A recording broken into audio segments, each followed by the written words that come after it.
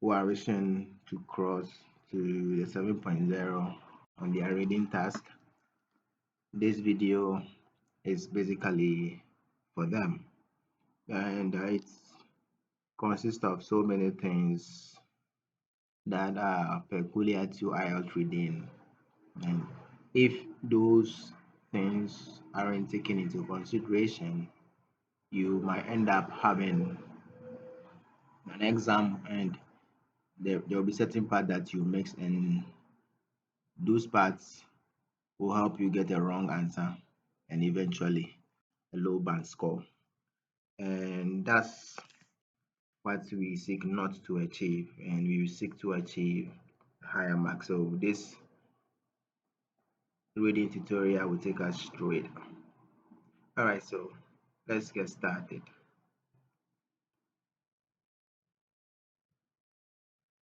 Okay, so I think we have basic knowledge about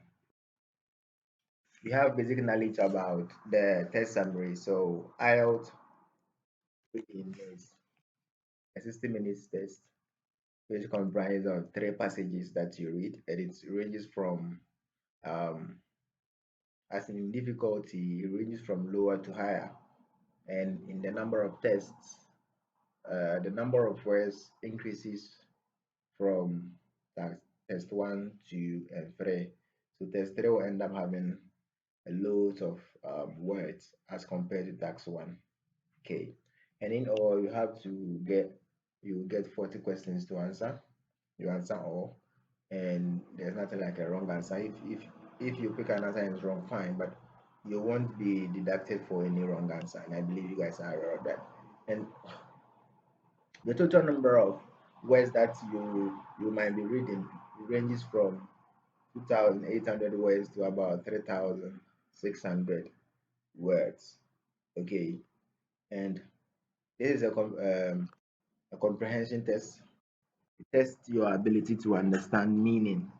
Okay, based on that, you use it to pick answers which are correct.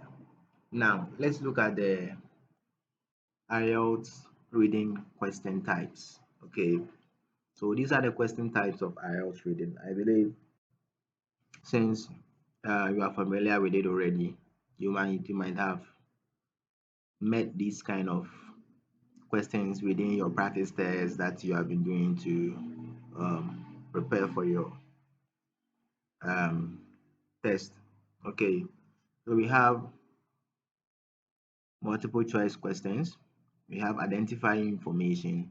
With identifying information, that's the true false not given. These are information that are within the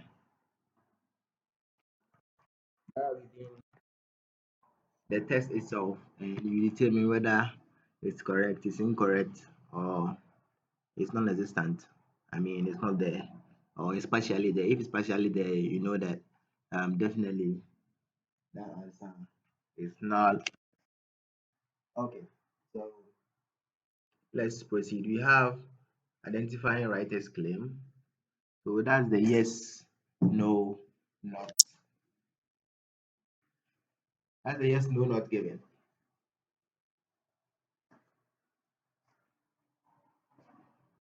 The yes, no, not given is just like the true, false, not given. The only change is that mostly the writer might be making certain claims, and you determine whether it's right, not right, or those claims does not exist. And we have matching information. So these are the type of question which will come in as which paragraph contains, and it's this type is really headache for a lot of people, and it's a headache because of how they have been taught to run through the reading test, jumping from one paragraph to the other so quick, and they don't have the time to really understand the paragraph and pick a correct answer. And if that's your challenge, trust me, this will help you out. Okay. Likewise, matching headings. This is also sometimes a headache for a lot of people. You have a list of headings and you have to match it up to the paragraphs there. Okay, so these are all testing your comprehension skills, right? We also have matching classification. Okay, so with the matching classification, um, it comes in a form where you might be reading and you find that there are certain people that are saying so many other things within the write-up. Okay, let's say you have four people and they are all giving their views, all right? And you go to the question and you are asked to match up this information with the person who spoke that. And most often you see the information and you see a list of people over there that you have to match it up to. Okay, and you have to make sure that you read the question whether they are asking you to either use one or two or even three to fit one specific, or one class, as in a person to fit two or more statements. You have to read the question prompt carefully in order not to make that mistakes. Okay, and we have matching sentence endings. Okay, so these are sentences that will be written. They write it within the questions and you have to continue, you have to complete it. So you have the endings over there and you pick the ending that fits the question that have been given. So they make the statement and you come down, you see a list of headings over there. So you pick the heading that suits the question and it's perfect. And all these can be found within the text that you are reading. Okay. So if you are not reading the text and you go there doing a guessing game, trust me, you end up getting everything wrong or some wrong. Let me put it that way. We also have sentence completion, okay, or short answers. So these are the gap fill kind of questions where you they'll ask you to pick a specific word or words, okay, a specific word or words, whether to one to fit into a specific sentence in order to complete it. We also have summary completion. Summary completion deals with um, they might give you a short kind of a paragraph and you have these gaps in there. Okay, so you are to read and fill the gaps, right, with specific words that they will specify at the initial stages at the write up, or I mean at the question tag. Okay, say use this number of words to fill in so that you know which number of words that you use, whether it's single or it will be two or more. Going forward, we have table completion, which is a table with some parts not done, and you have to complete that reading through. You have diagram and you have flowchart.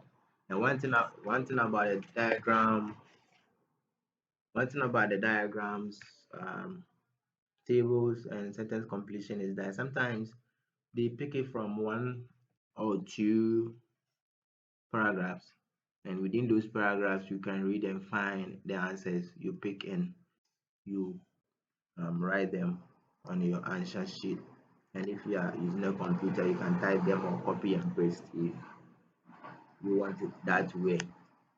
Okay, so let's go to the question types again. So this is where uh, the question types have been grouped. Okay, and this should be the basis of the technique that I'll be showing you. Okay, so you have to know the question that comes in order or the question type that comes in order and those that doesn't come in order, right? So those that come in order are the short answers, okay, or sentence completion kind of questions. So pick this short answer and put it in there. Pick it short answer and put it in there. Those ones come in order, okay. Likewise, matching sentence endings, they come in order. Um, Multiple choice also comes in order. We have identifying information that's true, false, not given, yes, no, not given. All of them come in order. Now, let's take a look at those that doesn't. We have matching information, that's which paragraph contains. That do doesn't come in order and it's headache. Okay, and we have matching headings. We have matching classifications or features, table, summary, diagram, and flow charts. Doesn't necessarily come in order. Okay, they don't. Sometimes they might, some may be coming in order before you realize they just override it and it will not be coming in order again. So we just classify as not coming in the order of the test. Now, let's take a look at the approach. Okay, so the approach is very simple. It's a simple approach and it's one of the simplest approach I've ever met. And that's what I basically used, okay, to cross over to the 7. I was practicing and each and every time I'll be having 6.5. I mean, I'm below the 30. I was below the 30. I was below the 30 and I'll go back and analyze my test and I'll see that this type of question is just messing me up bad. These two, matching headings and matching um this paragraph contains. You end up wasting your time and on top you get it wrong. All because we were taught to skim and scan very fast, go through, okay, and at the end of the day, you'll be jumping around. And trust me, if you don't have the meaning of the specific paragraph, it will be very hard for you to match the information to it, and you end up um, taking a bet, as in a lotto kind of thing. Okay, but that's not the goal. And I'm not here to tell you that what you have learned is not good. What you have learned is good. If you can skim and scan very fast, trust me, getting this one on top of it will be the icing on the cake because it will make you very swift. And with less than 2 to 3 weeks, you can master this with consistent practice, and you can do it most of the time. And at the end of the day, trust me, you'll be scoring more than the 30, and you might be using a very few minutes. I personally, I used less than an hour to finish my reading. And I read the computer based test, so you can imagine using a computer and being able to finish within that time frame. It was good for me, and I myself I was amazed as to what I did on the test day. All right, so let's take a look at the approach. So the approach is simple. We are going to read every paragraph. You'll be reading every single paragraph within the test. So if you have um, IELTS reading, you pick test one. Okay, let's say test one, you have let's say seven paragraphs in there. We read all the 7 paragraphs, but we read it chronologically in a sense that we read the first one, second one, third one, fourth one, and we follow suit as we go below. The reason why we are doing this is that we want to be very sure of the answers that we are choosing, and two, we want to prevent ourselves from moving back and forth. Okay, so we are not going to move back and forth. If we read passage one, we do what we have to do, and we are done with passage one. We move to passage two, and we are not going to come back to passage one again. Why? Because we have read it thoroughly, we've gone to the questions, and we have opted for the answers that are within that passage, and we have moved to the next one, and that one makes it quite easier. So, and it's very good for timing. Okay, so this is how we go. First of all, For every passage, you're going to read every paragraph, one paragraph at a time. Okay, trust me, somebody might say it's slow, it's not fast, but I know what I'm telling you, and I had the feel of it. That's why I'm sharing with you. So first, you read the title of the passage and you go straight to the question section. So you go straight to the questions. All right. Now, as I indicated earlier, those that come in order and those that doesn't come in order, the question types. Okay. You note all of them. So if you are having three set of question types and the two of them comes in order, but the one doesn't come in order, this is what you do. So you note the questions that comes in order and all those that doesn't come in order. You note them. Okay, you have two that comes in order and one that doesn't. All right. So the thing that you do is you read the first and second questions of the question type that comes in order, and you underline your keywords. Okay, please underline your keywords because those are the ones that you're gonna use whenever you are reading. They're just gonna jog your brain to let you know that you read this one somewhere. All right. And because these questions comes in order, the reason why you are reading the first question and the second question is that they comes in order. Okay, they come in order. So if you're not finding the answer to question one, you're not finding the answer to question two. Please, are you getting the point? All right. You're not getting the answer to question two nor question three because they comes in order. They will be following each other. Okay, in the test. The reason why we are reading the first and second question is that sometimes you might be reading and before I realize you are chancing on the answer for the second question. There are certain true, false, not given questions that the first answer might be not given. And before I realize you are you're almost on you're almost on the second question. And with that, reading the first and second question will help you determine this pretty much easily. So you read the first and second question, you underline the um, keywords. Okay, so these are those that comes in order. Now you go to so all the questions that comes, you have three question types, and two of them comes in order. So those that comes in order, read the first one, underline the keyword. Read second question, underline the keywords. Now go to the second question type that comes in order. Read the first one, underline the keywords. Read the second one, underline the keywords. When you are done, go to the question type that doesn't come in order, and you have to read all of them and underline keywords in all of them. So let's say you are having 5 questions. For those that doesn't come in order, okay, you underline all your keywords in all of them.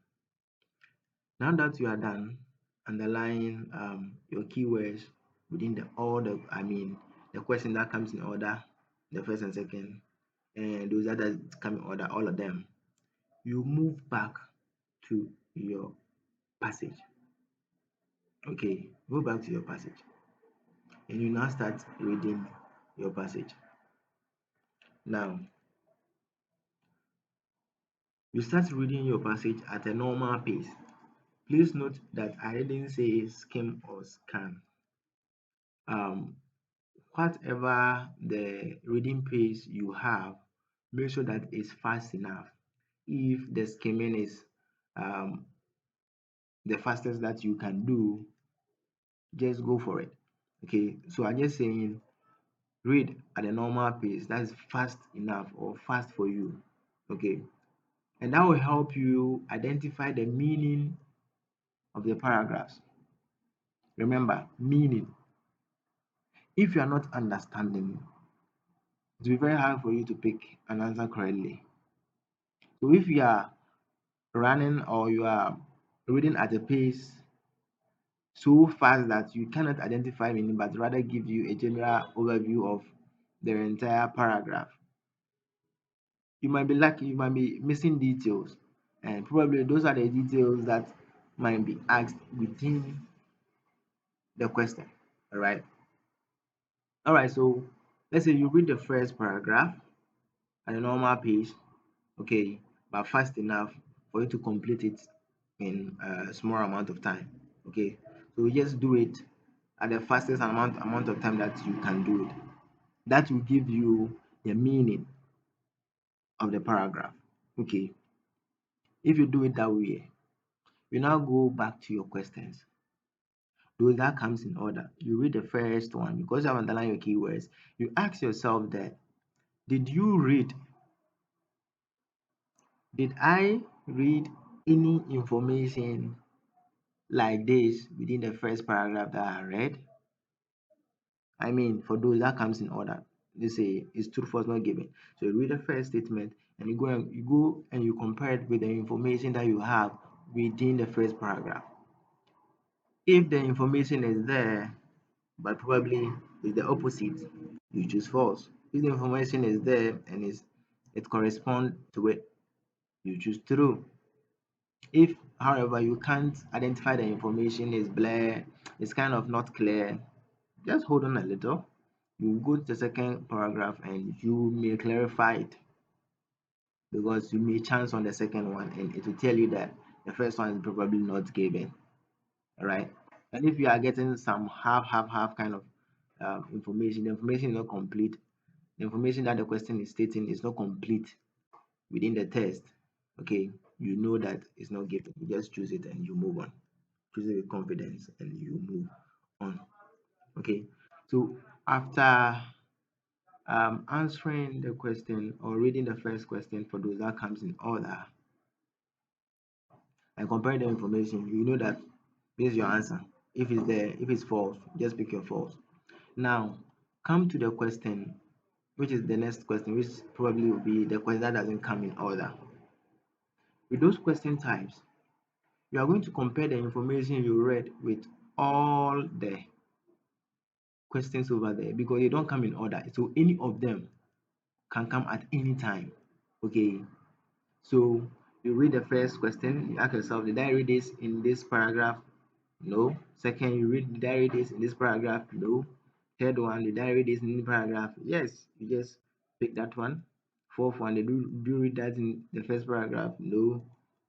The next fifth question, do you read that in the first paragraph? No. So right now, let's say you chose one and you have one answer.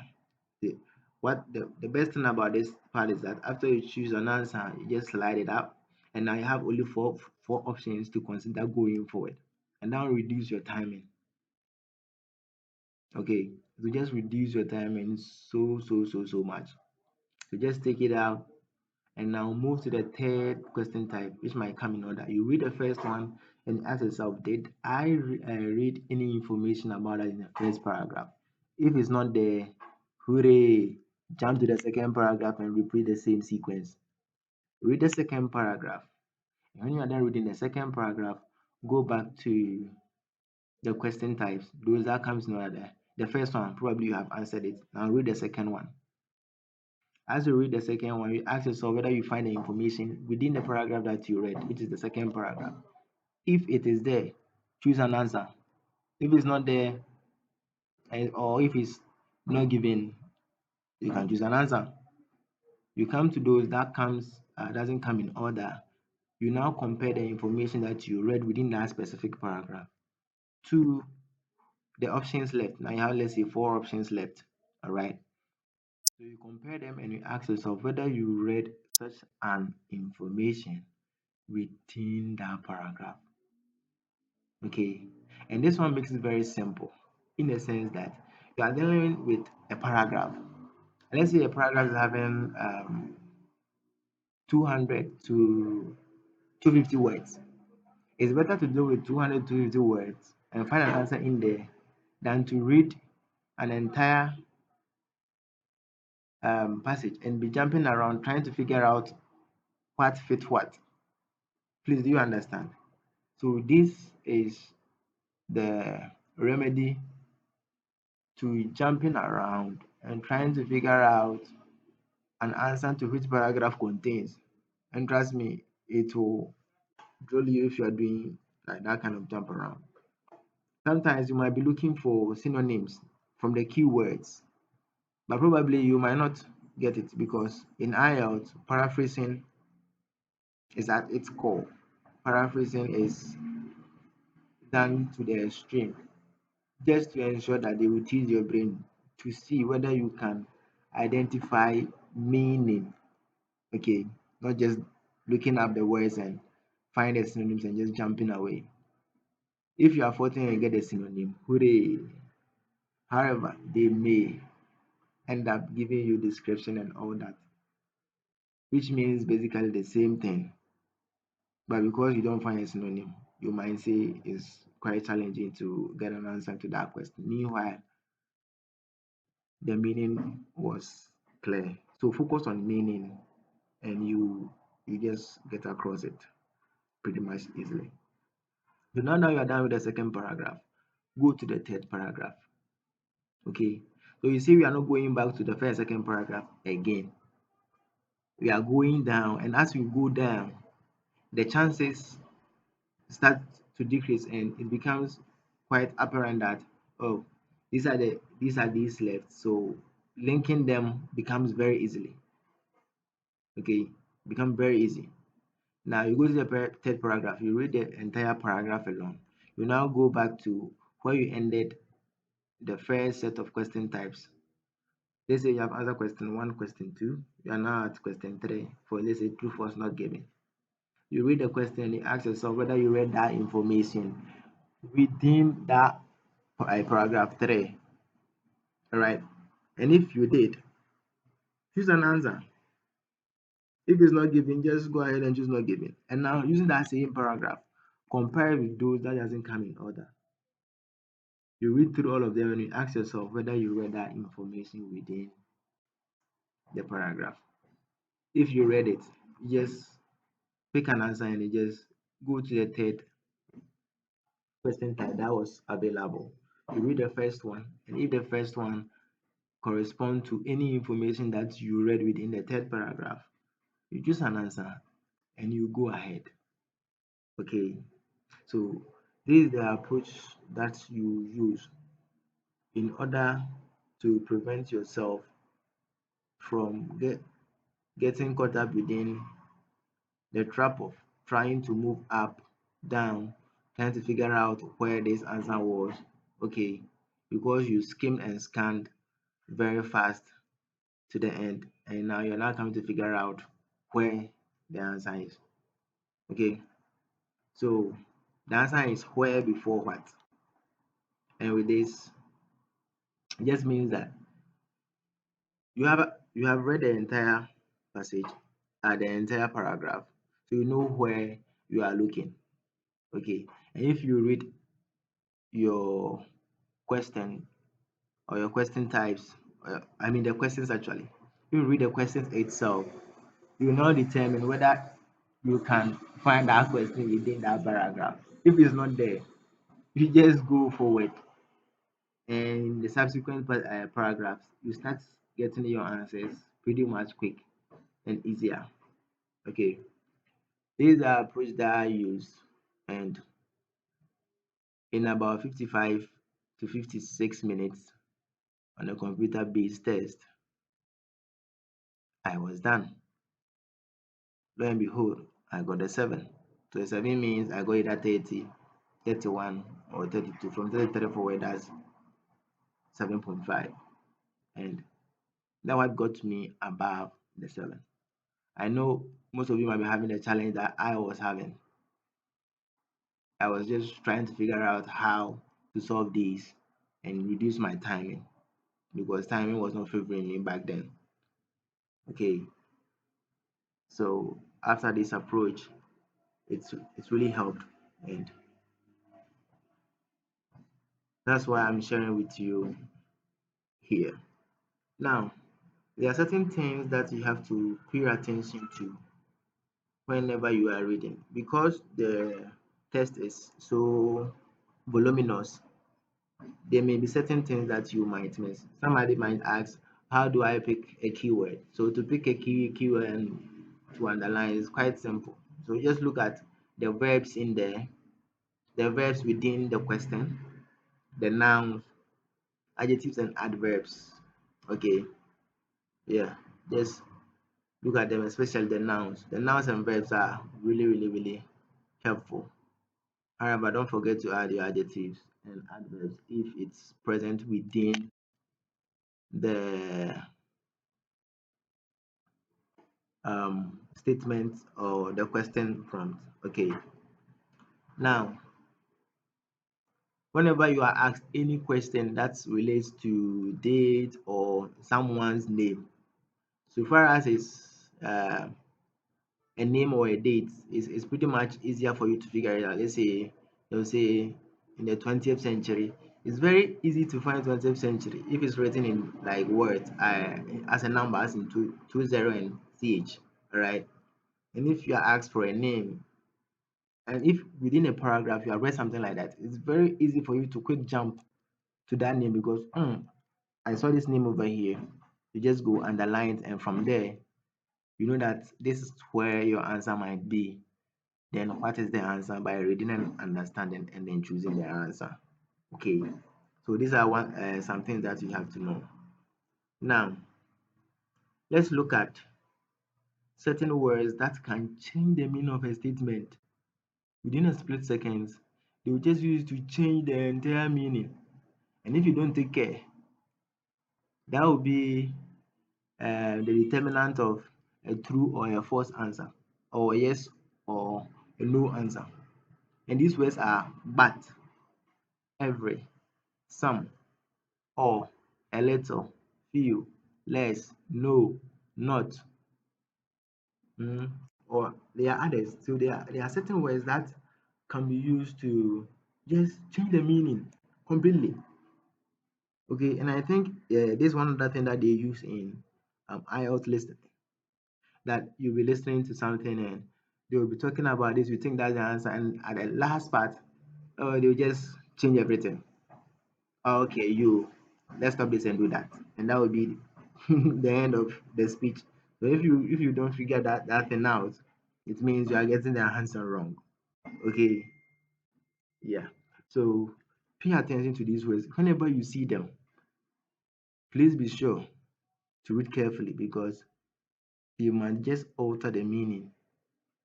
You might just alter the meaning of the word, and it will be challenging for you.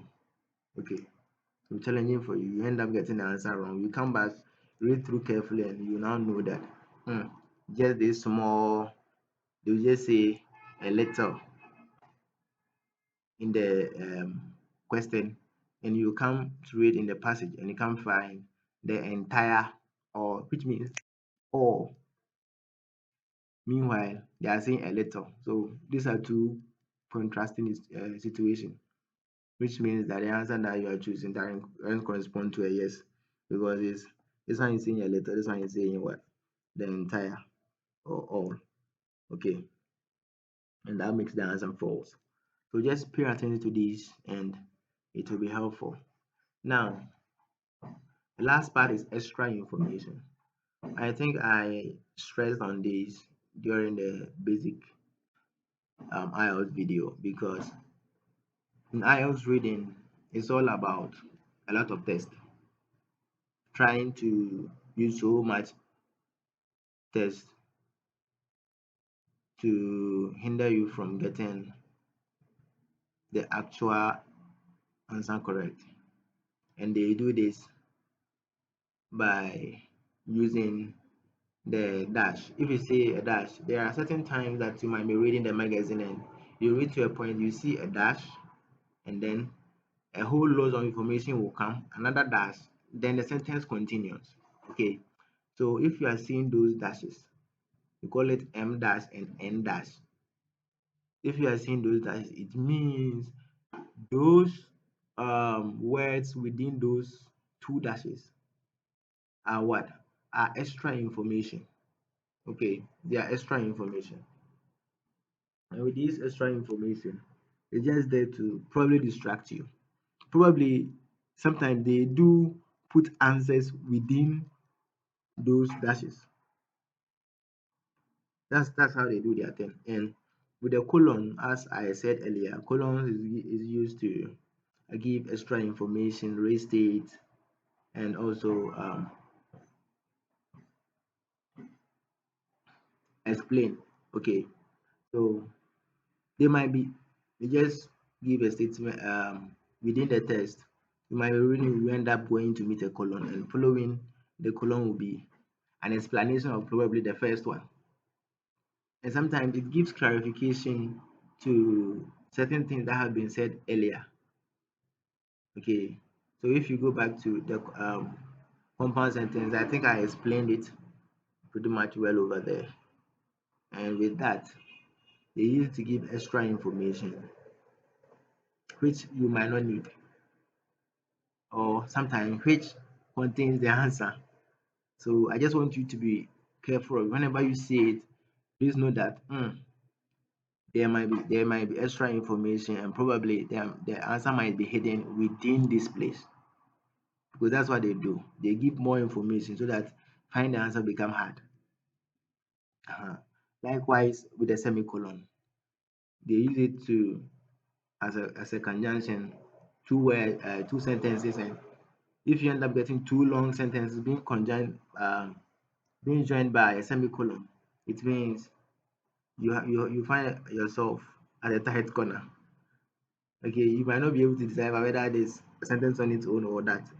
But trust me, if you go through the basic videos, you get to understand that these are just a compound sentence and it's just so long. They give extra information in there, and they might be harboring correct answers. So you might be given a quotation mark. You'll be reading and you end up saying a quote. Okay. And then this one, they will say, let's say, um, Mr. Javian from the University of Berkeley said, then they will start. The inverted commas begins. You make the statement and inverted commas close. So that's someone's statement. All right. And these inverted commas contain specific things that have been said by people, probably within the text. And they sometimes contains answers. So just be careful of it. Whenever you see it, just you can just mark it so that you can identify it easily if you want to come back to the test later after going to read your questions. Okay.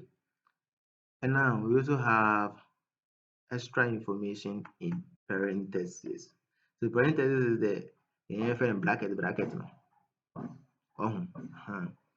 So those ones are extra information, just like the inverted commas. Okay, they contain extra information, or just like the dashes, they contain extra information. And within these parentheses, sometimes they hide answers. Because they might say, I'm there. I didn't really know. Me kind the operators deny them. I'm into some kind. And before I just jumped the answer, and you end up getting it wrong. Okay. So just be cautious of these extra information. They are certain traps that they have just made available in order to disturb you so that you not get the correct answer. However, using the paragraph my paragraph approach, you know that to read a paragraph, you don't have so much information to think through, and comparing your answer, the answer will come easy. The answer will come easy.